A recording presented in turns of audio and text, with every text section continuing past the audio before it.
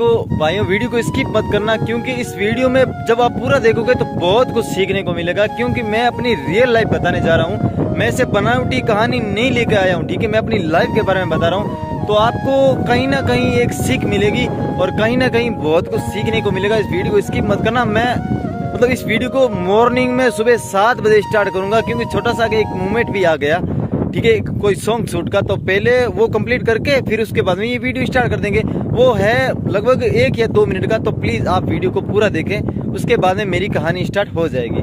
Thank you. Hello guys, तो अभी सुबह की बज चुकी है 7, 7:30। तो अभी श्याम भाई है जो मेरे साथ है, ठीक है। तो आज का जो सीन है वो ये है कि अभी हम कहाँ जा रहे हैं श्याम भाई? शूट पे। तो आज एक सॉन्ग शूट है हमारे मतलब राजल चौधरी जी का। तो उनका जो शूट है वो देशनोक में है, तो हम जा रहे हैं, अभी देशनोक निकल रहे हैं, ठीक है। उसके बाद में मैं आपको बताऊंगा जो पहले मेरी कहानी थी, वो पहले ब्लॉग आया था उसके बारे में। तो अभी हम पहुंच चुके हैं, ठीक है, राजल जी के घर। तो ये माताराम है जिन्होंने खाना बनाया अभी। तो अभी हम शूट के लिए निकल रहे हैं देशनोक। हम शूटिंग के लिए रेडी है बिल्कुल। तो अभी चलते हैं देशनोक। सॉन्ग शूट है वो पूरा कर दे कंप्लीट, उसके बाद में जो कहानी है वो तो शुरू हो जाएगी। एक माता जी का सॉन्ग है, जो भी नाम तो देखो आएगा, जो हो सकता है कल शाम को लग जाए और नहीं तो परसों सुबह पक्का आ जाएगा सॉन्ग। सभी देखना जरूर एक बार। तो अभी हम देशनोक आ चुके हैं, ठीक है, दर्शन कर लिए हैं, अभी शूट की तैयारी चल रही है। मैं आया था यहाँ देशनोक के सॉन्ग शूट के लिए, तो भाई ये देखो फैन फॉलोइंग, फैन तो फैन ही होते हैं भाई, ठीक है। हाँ, इतनी भीड़ लग गई है, ठीक है। और यहाँ मतलब उस साइड से आए आप, है ना? मेरे वीडियो देखते हो, मतलब मारवाड़ी में बात है। हाँ, क्योंकि अपना ब्लॉग है तो सारा हिंदी वाला देखे और मारवाड़ी देखे, मैं आता हूँ। और भीड़ तो भाई साहब कम से कम कितना है? क्या बात है, क्या बात है, ठीक है। थैंक यू भाई साहब, ये फैन फॉलोइंग है, ठीक है, लक्सा की। तो बहुत बहुत खुशी की बात है मेरे लिए। ये देखो फैन फॉलोइंग, ये पहली बार देखने को मिल रहा है, ठीक है। कि ये देखो मतलब माताएं बहनें हैं, इतनी फैन फॉलोइंग भाई साहब, क्या बात है, देखो। तो अभी हम निकल रहे हैं, ठीक है। एक सॉन्ग कंप्लीट हो गया, दूसरे सॉन्ग के लिए निकल रहे हैं अभी। हेलो भाई, तो जैसे तैसे करके मैंने अपने दिल पर पत्थर रख के अपनी लाइफ के बारे में पूरी जानकारी देने के लिए मैंने सोचा कि भाई मैं दूं यूट्यूब पे और सभी को बताऊं कि भाई मेरी लाइफ में पीछे क्या हुआ, अभी क्या हो रहा है, और एक हंसता खिलता परिवार, एक फैमिली कैसे बर्बाद हो गई, कैसे सब अलग अलग हो गए और एक दूसरे से आज उन्हें कोई मतलब नहीं है। वो किसी और की नहीं, मेरी फैमिली है। तो देखो, ऐसे आपको ये कहानी समझ नहीं आएगी, ठीक है। तो आप जाओ पीछे वाला वीडियो भी देखो और आगे आगे धीरे धीरे मेरा हर वीडियो में अलग अलग मान लो जो कहानी है वो पूरी होती जाएगी और पार्ट बाई पार्ट आते जाएंगे। तो आप पिछला वीडियो भी जरूर देखें। जब आप पिछला वीडियो देखोगे तो ही ये वीडियो समझ आएगा और आगे आगे ये कहानी इंटरेस्टेड होने जा रही है। मैं अपनी पूरी लाइफ दिल से बताने जा रहा हूँ। तो प्लीज़ मेरे लिए इतना टाइम निकाल के आप मेरे जितने भी इंस्टाग्राम के फॉलोअर हो, यूट्यूब के सब्सक्राइबर हो, मैं दिल से धन्यवाद देता हूँ जो जिन ने टाइम निकाल के मेरे लिए और मेरा वीडियो पूरा वॉच किया, पूरा देखा। तो पीछे हम थे कि भाई मेरा मकान जो था वो इतनी जगह थी वो कैसे बिका। तो थोड़ा बैक जाता हूँ, मैं सारी बात आपको विस्तार से बताता हूँ ताकि आपके समझ आ जाएगी, ठीक है। तो भाई मैंने अपने काम के बारे में भी आपको बता दिया था कि भाई मैंने ये किया वो किया, मतलब हर काम मैंने किया, ठीक है, जो मुझसे हुआ था। क्योंकि मैं इतना बड़ा नहीं था, मैं बच्चा था। तो देखो बात ये थी कि मैं कोई हार्ड काम कर नहीं सकता था, क्योंकि मेरा मतलब जब मैं छोटा था 4थी क्लास में तो मैं गिर गया था, इस वजह से मेरा हाथ टूट गया। तो वो हड्डी सही जुड़ नहीं पाई, ठीक है। मतलब वो झगड़े के कारण एक बार हड्डी दोबारा भी पट्टा कराना पड़ा, हड्डी हिल भी गई थी, ढंग से जुड़ भी नहीं पाई और झगड़े के कारण। वो उसके बाद में पट्टा हुआ, इलाज हुआ, तैयार भी हो गया, पर कहीं ना कहीं वो रह गई वो चीज़ कि मैं वजन उठाने में आज भी नाकाम हूँ, ठीक है। एक हाथ से मैं ज़्यादा वजन नहीं उठा पाता हूँ, अगर ज़्यादा उठा भी लेता हूँ तो मतलब वो हाथ दर्द करने लग जाता है। इस कारण मैं ज़्यादा हार्ड काम, भारी काम नहीं करता था। मेन रीज़न यही था, इसीलिए मैं काम मतलब मेरे हिसाब से मान लो जो मुझसे हो पाता था मैं वही काम ढूंढता था। जैसे वो पापड़ वाली फैक्ट्री, वो छुरछुरी पटाखे वाली फैक्ट्री और बिस्कुटों की एजेंसी में भी मैंने काम किया है। एक मेरा भाई था, मतलब वो है मेरे मोहल्ले का ही था, नाम था उसका मनीष। अब तो वो इस दुनिया में नहीं है क्योंकि उसने अपने फांसी लगा ली। मैंने उसके साथ काम किया था और वो भी इतना अच्छा था कि वो अपने घर से मतलब टिफिन लेके आता था मेरे लिए भी और खुद के लिए भी, क्योंकि मेरा टिफिन बांधने वाला तो कोई था ही नहीं, क्योंकि मम्मा ननियाल और पापा को परवाह थी नहीं। हालांकि मेरा भाई था, बड़ा भाई है मेरा, वो शादीशुदा था, उसका घर मेरे ठीक घर के सामने ही था, मतलब एक ही जमीन थी, हमारी जमीन थी, तो उसका घर सामने था, मेरा जहाँ हम रहते थे मैं और पापा वो इस साइड पड़ता था, बीच में 10 फुट का गैप था ओनली, ज़्यादा कोई गैप नहीं था। तो भाई था वो भी मतलब नाराज सा ही रहता था, मुझसे ज़्यादा बात नहीं करता था और काफ़ी बार झगड़ा कर लेता था कि तू मेरे घर में मत आया कर ऐसे वैसे। तो मतलब क्या पता उसके दिमाग में क्या चल रहा था वो मुझे पता नहीं, बट जो मैं हर वक्त यही सोचता था कि यार मैं खाना कैसे खाऊंगा, शाम को कहाँ से खाऊंगा, सुबह को कहाँ से खाऊंगा, क्योंकि बनाने का आलस भी था, क्योंकि यार उस टाइम बनाना नहीं आता था, इतना खाना नहीं बनाना आता था। ठीक है, एक बच्चे से क्या हो सकता था, आप समझ सकते हो। तो उस कारण से मैं एक फैक्ट्री में लगा बिस्कुटों की एजेंसी में। वो मेरा मतलब भाई था, चचेरा भाई था, ऐसे मोहल्ले का था, वो मेरे लिए टिफिन लेके आता था और मैं काम करता था उसके साथ। मैंने काम किया करीबन 6 महीने काम किया और मैं घर में सामान भी लेके आता था, फिर कभी कभार खाना बना लेता था।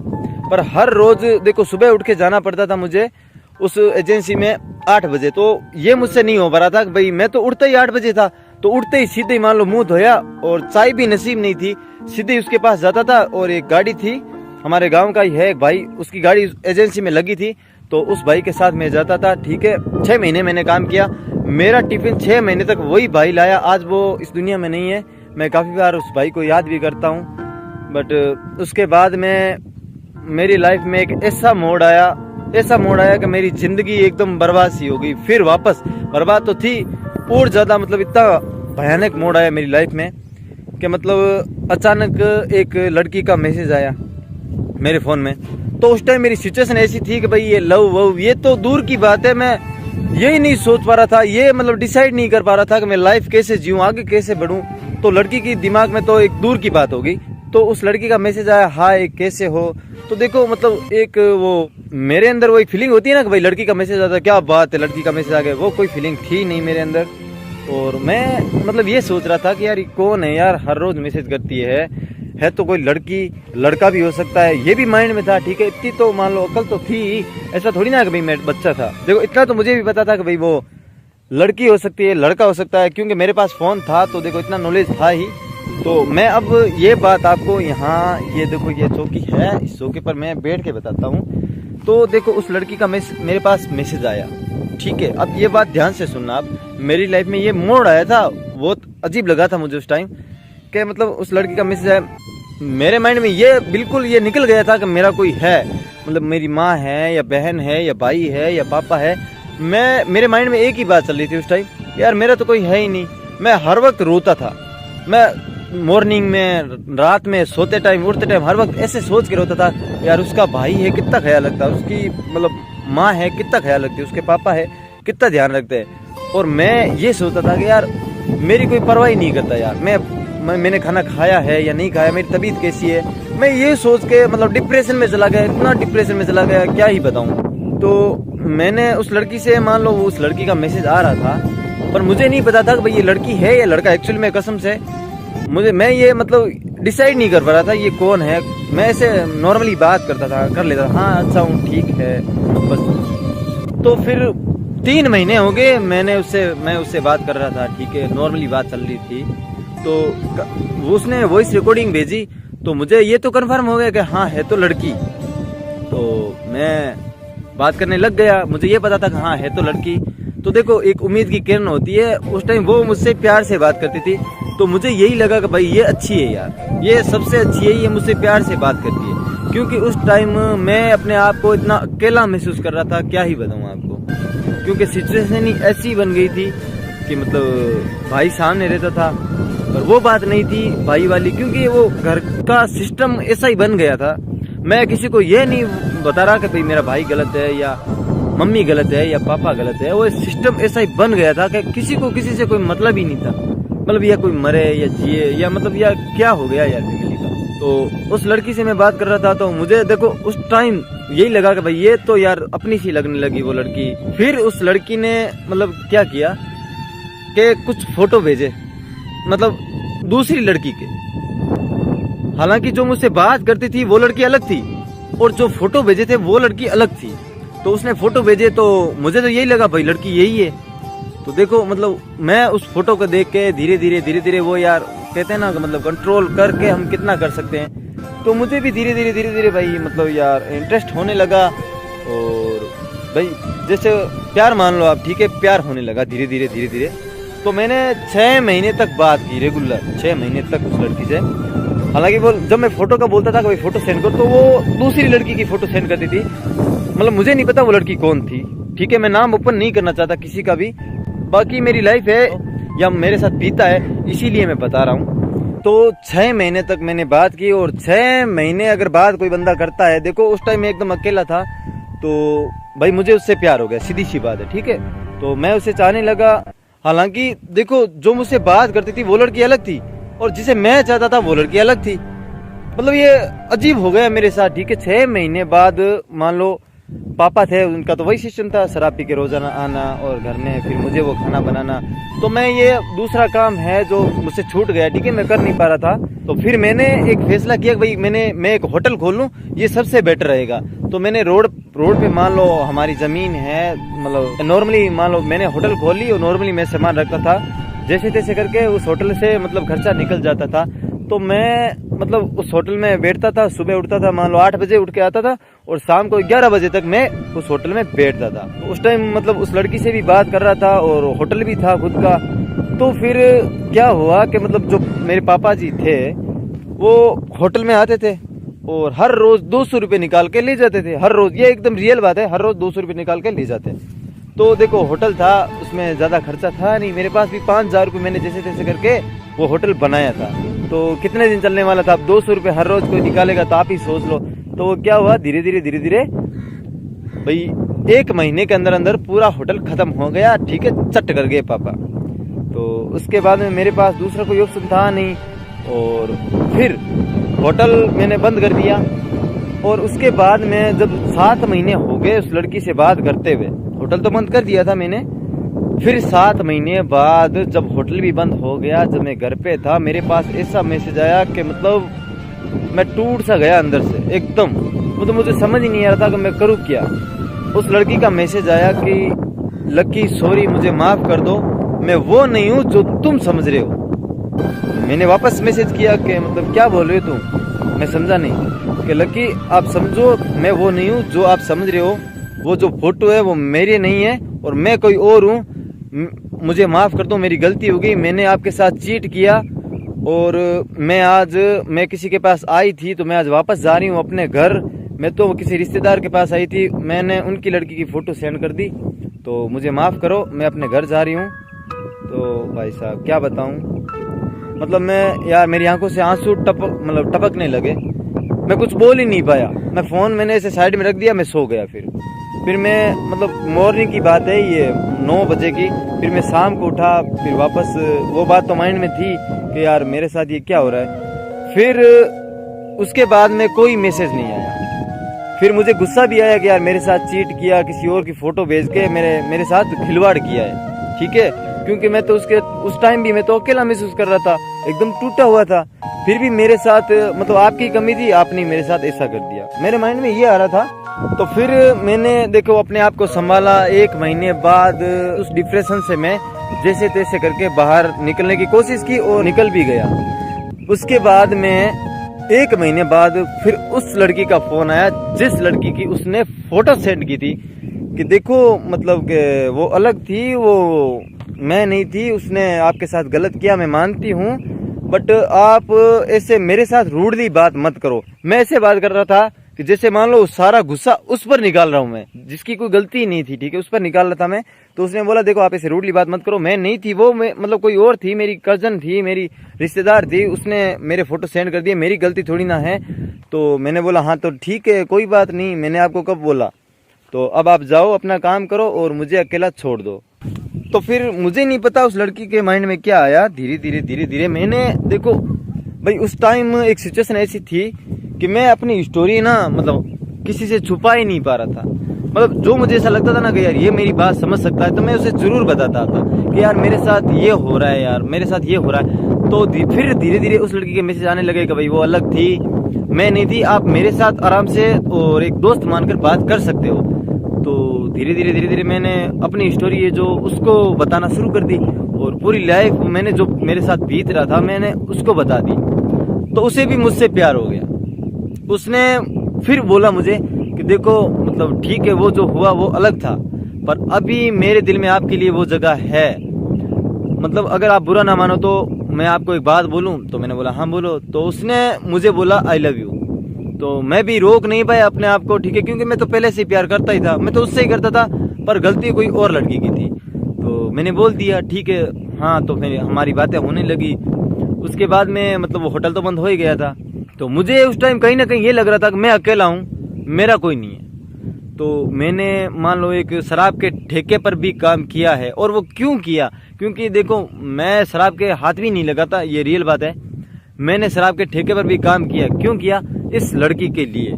क्योंकि इस लड़की ने मुझे वो सपने दिखाए थे, मैं आपसे शादी करने के लिए तैयार हूँ, मैं आपसे शादी कर लूंगी।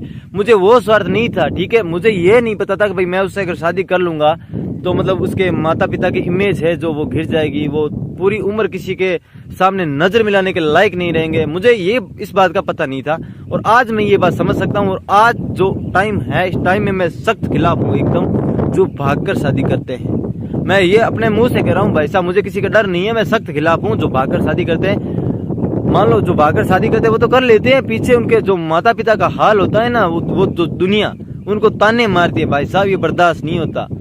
तो उस टाइम मेरे माइंड में ये बात नहीं थी। मैं उस टाइम यही सोच रहा था कि यार मैं शादी कर लेता हूँ और फिर मुझे खाना मिलेगा टाइम पर और कपड़े धोए हुए मिलेंगे और मेरा भी घर होगा। मैं ये सोच रहा था कि देखो मैं कहीं ना कहीं परेशान था कि यार ये क्या चल रहा है मेरी लाइफ में, मतलब क्या हो रहा है। उसी कारण से मैंने ये फैसला लिया मैं इससे शादी करूंगा। तो मैंने किसी से पूछा भाई मैं अगर भागकर शादी करूंगा तो कितने पैसे लगेंगे? तो लोगों ने बोला भाई 1 लाख, भागकर बाहर जाओगे तो देखो बाहर खर्चे लगेंगे, होटलों में रहोगे तो इससे लाख रुपए लगेंगे, वो लगेंगे, ढिकड़ा पुजरा। लोगों ने डरा दिया था इस कारण से। और इस वजह से मुझे दूसरा कोई मेरे पास ऑप्शन था नहीं। तो मैंने शराब के ठेके पर काम किया और ठेके पे काम करने के बाद में मैंने अपने बैग में इकट्ठे कर लिए 70,000 रुपए। मतलब उस टाइम में सोच भी नहीं सकता कि 70,000 रुपए मैं कर सकता हूँ क्या, पर मैंने किए थे। मैंने 70,000 रुपए कर लिए। एक सिचुएशन ऐसी आई, मैंने सब कुछ किया। मतलब उसके लिए मुझे ये लगने लगा भाई मेरा कोई है ही नहीं इसके सिवा, जो है मेरा यही है, बस यही मेरे बारे में सोचती है और यही मुझे बताती है। फिर मैं जो वो बोलती थी वही करता था।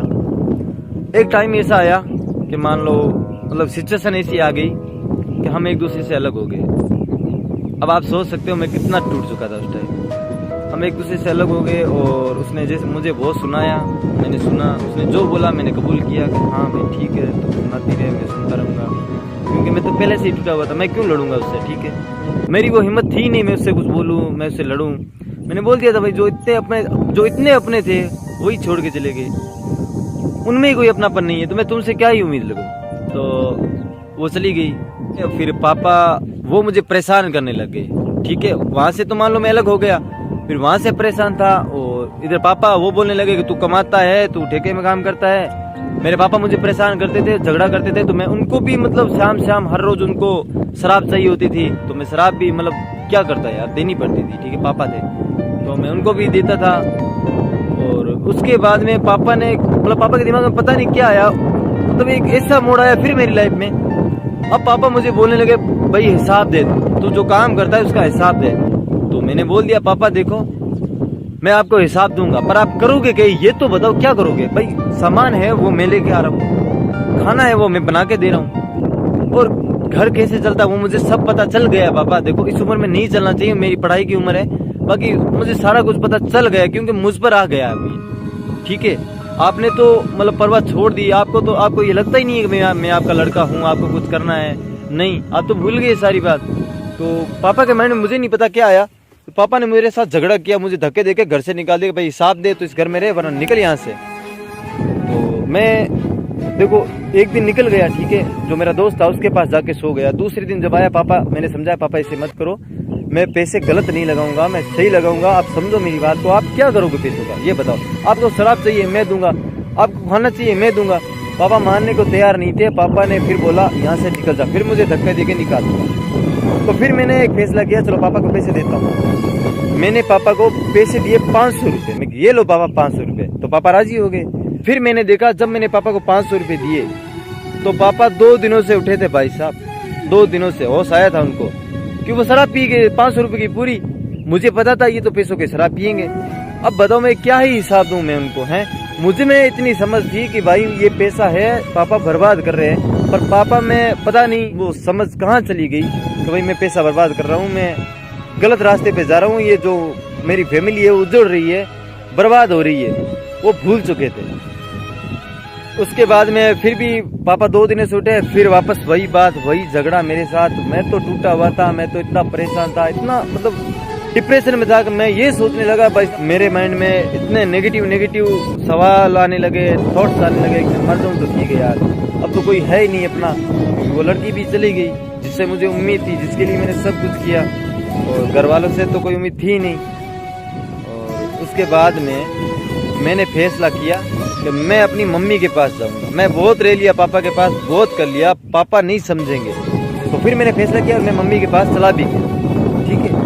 फिर मैं मम्मी को लेके आया पापा के पास, तो पापा ने फिर से झगड़ा किया कि मुझे तेरी मम्मी यहाँ दिखनी नहीं चाहिए। जैसे तैसे करके झगड़ा किया, मैंने समझाया, नहीं माने। उसके बाद मैं पुलिस थाने गया, कंप्लेंट करवाई कि भाई मेरे पापा है जो रहने नहीं दे रहे, ठीक है, मुझे ही निकाल दिया, मम्मी को भी निकाल दिया, तो सर आप ऐसा कर दो कि भाई हम रह सके, हमें मना नहीं करेगा ज़्यादा, और हमें कुछ नहीं चाहिए, हमें मेरे पापा को पकड़ना भी मत, मारना भी मत, बस ऐसा फैसला कर दो, धमकी दे दो कि ये रहेंगे यहीं, नहीं जाएंगे। बोल क्या करेगा, ऐसे बोल के आप मामला बैठा दो बस। तो पुलिस आई, ऐसे बोल के मामला बिठाया, पुलिस जैसे गई, पापा नहीं माने, पापा ने फिर वही किया।